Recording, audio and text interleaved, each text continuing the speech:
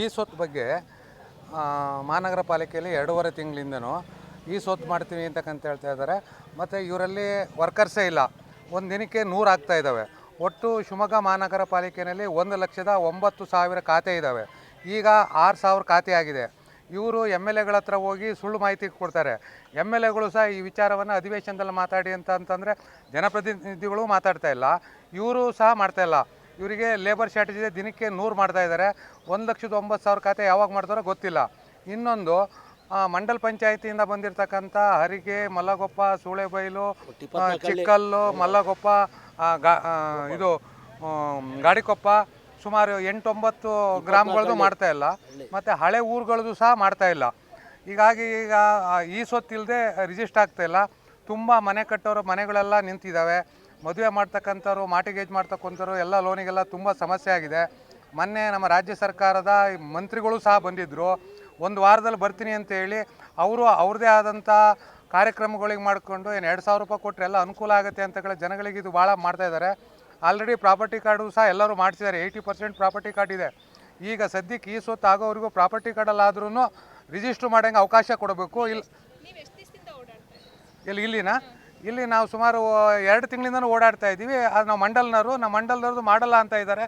ಹಾಗಾಗಿ ನಾನು ಈ ಮಾಧ್ಯಮದ ಮುಖಾಂತರ ಕೇಳ್ಕೊತಾ ಇದ್ದೀವಿ, 35 ವಾರ್ಡ್ನವ್ರು ಯಾರೂ ಸಹ ಕಂದಾಯ ಕಟ್ಟಬಾರ್ದು. ಕಾರ್ಪೊರೇಷನಲ್ಲಿ ಕಮಿಷನರೇ ಅವ್ರ ಮನೆ ಬಾಗಿಲಿಗೆ ಹೋಗಿ ಈ ಸ್ವತ್ತು ಕೊಟ್ಟು ಅವರು ಕಂದಾಯ ಕಟ್ಟಿಸ್ಕೋಬೇಕು. ಇಲ್ಲ ಅಂದರೆ ಉಗ್ರವಾದ ಹೋರಾಟ ಮಾಡ್ತೀವಿ ಅಂತಕ್ಕಂಥದ್ದು ಮಾಧ್ಯಮದ ಮುಖಾಂತರ ತಮ್ಮ ಹತ್ರ ನಾವು ಕೇಳ್ಕೊಳಕ್ಕೆ ಇಷ್ಟಪಡ್ತೀವಿ. ರಾಮೇಗೌಡ. ಓಕೆ ಸರ್, ಈ ಆಸ್ತಿ ವಿಷಯದಲ್ಲಿ ಸಾರ್ವಜನಿಕರು ಈಗಾಗಲೇ ಅರ್ಜಿ ಹಾಕ್ಕೊಳ್ತಾ ಬಂದಿದ್ದಾರೆ ಸರ್. ಯಾವಾಗ ಸರ್ಕಾರ ಆದೇಶ ಮಾಡ್ತೋ ಆ ಸರ್ಕಾರದ ಆದೇಶದ ತಕ್ಕಂಗೆ ಸಾರ್ವಜನಿಕರು ಓಡಾಡ್ತಾರೆ. ಅದಕ್ಕೂ ಮುಂಚೆ ಸಾರ್ವಜನಿಕರಲ್ಲಿ ಇವರು ಬೇಕಾದಷ್ಟು ಡಾಕ್ಯುಮೆಂಟ್ ಕಲೆಕ್ಟ್ ಮಾಡ್ಯಾರ ಸರ್. ಈ ಆಸ್ತಿ ಮಾಡಬೇಕು ಅಂತಲೇ ಈ ಆಸ್ತಿ ಇವರು ಡಾಕ್ಯುಮೆಂಟ್ ಕಲೆಕ್ಟ್ ಮಾಡಿರೋ ಹೊರತು ಈ ಆಸ್ತಿ ಆಗಲಿಲ್ಲ.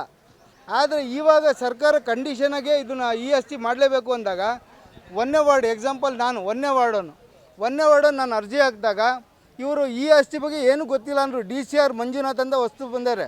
ಅವ್ರು ಯಾವುದು ಸರ್ಕಾರ ಆದೇಶಗಳು ನನಗೆ ಗೊತ್ತಿಲ್ಲ ಅಂತ ಹೇಳ್ತಾರೆ. ಈ ಸರ್ಕಾರ ಆದೇಶಗಳೇ ಇವ್ರಿಗೆ ಗೊತ್ತಿಲ್ಲ ಅಂದರೆ ಇವ್ರು ಯಾಕೆ ಕೊಡ್ತಾರೆ? ಒಂದು, ಅವರು 15 ದಿವಸ 20 ದಿವಸಗಟ್ಟಲೆ ರಜಾ ಮಾಡ್ತಾರೆ. ಎರಡನೇದು, ಈ ಆಸ್ತಿ ಅರ್ಜಿನ ಸಾರ್ವಜನಿಕರು ಬಂದು ಕೊಡ್ತಾರೆ. ಸಾರ್ವಜನಿಕರು ಬಂದು ಕೊಟ್ಟಾಗ ಟಪಾಲಲ್ಲಿ ಅವ್ರ ಮೇಲಧಿಕಾರಿಗಳು ಹೇಳ್ತಾರಂತೆ, ನೀವು ಯಾವುದೇ ಕಾರಣಕ್ಕೂ ಅರ್ಜಿ ತೊಗೊಬೇಡ ಅಂತ ಹೇಳ್ತಾರೆ. ಅಲ್ಲಿನ ಟಪಾಲಿನ ಮೇಲಧಿಕಾರಿಗಳ ಹತ್ರ ಹೋಗಿ ಕೇಳಿದ್ರೆ ನಾವು ಇದು ನಮ್ಮ ಗಮನಕ್ಕೆ ಇಲ್ಲ ಅಂತ ಹೇಳ್ತಾರೆ. ಅಂದರೆ ಈ ಆಸ್ತಿಗಳಿಗೆ ಜನಗಳು ಯಾಕೆ ಇದನ್ನು ಮಾಡಿದ್ರು ಅಂತ ನಂಗೆ ಗೊತ್ತಾಗ್ತಿಲ್ಲ. ಸರ್ಕಾರ ಡೈರೆಕ್ಷನ್ ಕೊಟ್ಟಾದ್ಮೇಲೆ ಸರ್ಕಾರದ ಅನ್ನ ತಿಂತಾರೆ ಅಂದರೆ ಸರ್ಕಾರದ ಕೆಲಸ ಇವ್ರು ಮಾಡಬೇಕು. ಈ ಕೆಲಸ ಇವ್ರು ಮಾಡೋದಿಲ್ಲ. ಎರಡನೇದು, ಇದು ಸಂಬಂಧಪಟ್ಟ ಕಮಿಷನ್ ಹತ್ರ ಹೋಗಿ ಕೇಳ್ತೀವಿ ನಾವು. ಕಮಿಷನರಿಗೆ ನಾವು ಹೇಳ್ತೀವಿ, ಇದಕ್ಕೆ ಸಂಬಂಧಪಟ್ಟ ಅಧಿಕಾರಿಗಳ ವಿಷಯದಲ್ಲಿ ಕಮಿಷನ್ ಹತ್ರ ಮಾತಾಡೋಕ್ಕೆ ಹೋದಾಗ ಕಮಿಷನರು ಯಾವಾಗೂ ಸಿಗೋಲ್ಲ. ನೋಡ್ರು ಅವ್ರು ಎಲ್ಲ ಬ್ಯುಸಿ ಇರ್ತಾರೆ. ಯಾವ ಮೀಟಿಂಗಲ್ಲಿ ಇರ್ತಾರೋ, ಯಾವ ಇದರಲ್ಲಿ ಇರ್ತಾರೋ ಗೊತ್ತಿಲ್ಲ. ಅಂದರೆ ಇದು ಸಾರ್ವಜನಿಕರ ಕೆಲಸ ಮಾಡೋಕ್ಕೆ ಅವ್ರದ್ದು ಡ್ಯೂಟಿ ಅಲ್ವೇ? ಅವ್ರ ಡ್ಯೂಟಿನೂ ಮಾಡ್ತಿಲ್ಲ.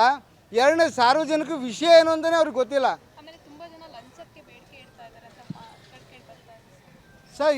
ಎರಡನೇದು, ನನಗೆ ಗೊತ್ತಿದ್ದಂಗೆ ಈ ಆಸ್ತಿ ವಿಷಯದಲ್ಲಿ ಸುಮಾರು ಜನ ಲಂಚ ತೊಗೊಳ್ತಾರೆ ಅಂತೇಳಿ ಲಕ್ಷಗಟ್ಟಲೆ ಡಿಮ್ಯಾಂಡ್ ಇದೆ ಅಂತ ನನಗೆ ಗೊತ್ತಿದೆ.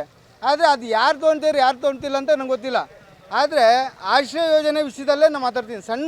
ಸಣ್ಣ ಜನ ಇರ್ತಾರೆ, ದಿನ ಕೂಲಿ ನೌಕರರು ಇರ್ತಾರೆ, ಅವ್ರ ವಿಷಯವಾಗೇ ಮಾತಾಡ್ತೀನಿ. ಅವರು ದಿನ ಕೂಲಿ ಬಿಟ್ಟು ಬಂದು ಇಲ್ಲಿ ತಿರುಗ್ತಾರೆ ಅಂದರೆ ಇದನ್ನು ಅವನಿಗೆ ಯಾರು ಆಶ್ರಯ ವಿಭಾಗದಲ್ಲಿ ಶಶಿಧರ್ ಮತ್ತು ವೆಂಕಟೇಶ್ ಅಂತಾನೆ, ಅವನಿಗೆ 1,00,000 ಕೊಡಬೇಕು, 2,000 ಕೊಡಬೇಕು, 5,000 ಕೊಡಬೇಕು ಅನ್ನೋದು ಅವ್ರಿಗೆ ಫಿಕ್ಸ್ ಮಾಡ್ತಾರೆ. ಆಮೇಲೆ ಮಾತ್ರ ಅವ್ರು ಕೆಲಸ ಮಾಡೋದು. ಎರಡನೇದು, ಅವನಿಗೆ ಸಂಬಂಧಪಟ್ಟ ಏಜೆಂಟ್ಗಳಿದ್ದಾರೆ. ಆ ಏಜೆಂಟ್ಗಳ ಕೆಲಸಗಳು ಮಾತ್ರ ಮಾಡ್ತಿರೋದು. ಇದನ್ನು ಕಮಿಷನರ್ ಗಮನಕ್ಕೆ ತರೋಣ ಅಂದರೆ ಕಮಿಷನರ್ ಯಾವಾಗೂ ಸಿಗೋಲ್ಲ. PAಗಳು ಬರ್ಕೊಂತಾರೆ, ಹೌದಾ ನಾವು ಹೇಳ್ತೀವಿ ಅಂತ ಹೇಳ್ತಾರೆ. ಸುಮಾರು ಸತಿ ಕಂಪ್ಲೇಂಟ್ ಮಾಡಿದ್ದೀವಿ ಸರ್. ಈ ವಿಷಯವಾಗಿ ಸರ್ಕಾರ ಇದಕ್ಕೆ ಗಮನ ಹರಿಸ್ಬೇಕು. ಎರಡನೇದು, ಉಸ್ತುವಾರಿ ಸಚಿವರು ಇದ್ರ ಬಗ್ಗೆ ಗಮನ ಹರಿಸಲಿ. ಇಲ್ಲಿನ ಸಂಬಂಧಪಟ್ಟ DC ಅವರು ಇದ್ದಾರೆ. DC ಅವರಿಗೂ ಸಹಿತ ಎಷ್ಟೋ ಜನ ಮನವಿ ಮಾಡಿದ್ದಾರೆ. ಆದರೆ ಅದು ಇವತ್ತವರೆಗೂ ಆ ಮನವಿಗೆ ಯಾರೂ ಸ್ಪಂದಿಸಿಲ್ಲ. ಅಲ್ಲಿಗೆ ಸರ್ಕಾರದ ಹೆಸರು ಕೆಡಿಸ್ತಾರೋ ಇಲ್ಲ ಜನಗಳಿಗೆ ಅಯ್ಯೋ ಅನಿಸ್ತಾರೋ ಅಂತೇಳಿ ನೀವೇ ಹೇಳ್ಬೇಕು, ಜನಗಳಿಗೆ ನೀವೇ ತಿಳಿಸ್ಬೇಕು ಸರ್. ಶಿವಮೊಗ್ಗ ನಗರದಲ್ಲಿ ಈ ಸ್ವತ್ತಿಂದು ಭಾಳಷ್ಟು ದೊಡ್ಡ ಸಮಸ್ಯೆ ಆಗಿದೆ. ಈ ಸ್ವತ್ತಿಂದ ಸಾರ್ವಜನಿಕರು ಪ್ರತಿ ದಿವಸ ನಗರಸಭೆಗೆ ಅಲೆದಾಡುವಂಥ ಪರಿಸ್ಥಿತಿ ಇದೆ. 2022ರಲ್ಲಿ ಈ ಸ್ವತ್ತನ್ನ ಸಂಪೂರ್ಣ ಡೀಟೇಲ್ಸನ್ನು ಡಾಟಾವನ್ನು ಅಧಿಕಾರಿಗಳು ತೆಗೆದುಕೊಂಡಿದ್ದಾರೆ. ಆದರೂ ಕೂಡ ಈ ಏನು 11ನೇ ತಿಂಗಳು 7ನೇ ತಾರೀಕು ಏನು ರಿಜಿಸ್ಟ್ರು ಸ್ಟಾಪ್ ಮಾಡಿಸ್ತು ಈ ಸ್ವತ್ತು ಬೇಕು ಅಂತೇಳಿ ಅವತ್ತಿಂದ ನಗರಸಭೆಯಲ್ಲಿ ಈ ಸ್ವತ್ತು ಪ್ರಾರಂಭ ಆಗಿದೆ. ಬಟ್ ಸಾರ್ವಜನಿಕರು ಈ ಸ್ವತ್ತಿಗೆ ಅರ್ಜಿ ಹಾಕ್ತಾರೆ 7 ದಿವಸದಲ್ಲಿ ಕೊಡಬೇಕು.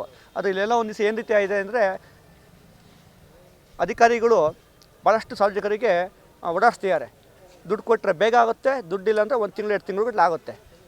ಫ್ರೀ ಮಾಡಿಸ್ಬೇಕು ಅರ್ಜಿ ಕೊಟ್ಟರೆ ಅಲ್ಲಿ ಬರಬೇಕು ಸ್ಪಾಟಿಗೆ ಅಂತಾರೆ. ಕೆಲವೊಂದು ರೂಟಲ್ಲಿ ಹೋದರೆ ಬೇಗ ಆಗುತ್ತೆ. ಹಾಗಾಗಿ ಕೂಡಲೇ ಈ ಸಂಬಂಧಪಟ್ಟಂಗೆ ಮಾನವ ಪಾಲಿಕೆ ಆಯುಕ್ತರು ಮತ್ತು ಜಿಲ್ಲಾಧಿಕಾರಿಗಳು ಶಿವಮೊಗ್ಗ ನಗರದಲ್ಲಿ ಏನು ಈ ಸ್ವತ್ತು ಅನ್ನೋಕ್ಕಂಥ ಒಂದು ದಂಧೆ ಆಗಿದೆ ಅದನ್ನು ಕೂಡಲೇ ಕಡಿವಾಣ ಹಾಕಬೇಕು. ಸಾರ್ವಜನಿಕರಿಗೆ 7 ದಿವಸದೊಳಗೆ ಈ ಸ್ವತ್ತು ಸಿಗೋವಂಥ ಒಂದು ಅವಕಾಶವನ್ನು ಕಲ್ಪಿಸಿಕೊಡ್ಬೇಕು ಅಂತೇಳಿ ನಾನು ಮೊನ್ನೆ ಆಯುಕ್ತರಲ್ಲಿ ಸಂಬಂಧಪಟ್ಟ ಅಧಿಕಾರಿಗಳಲ್ಲಿ ಕೇಳ್ಕೊತಾ ಇದ್ದೀನಿ.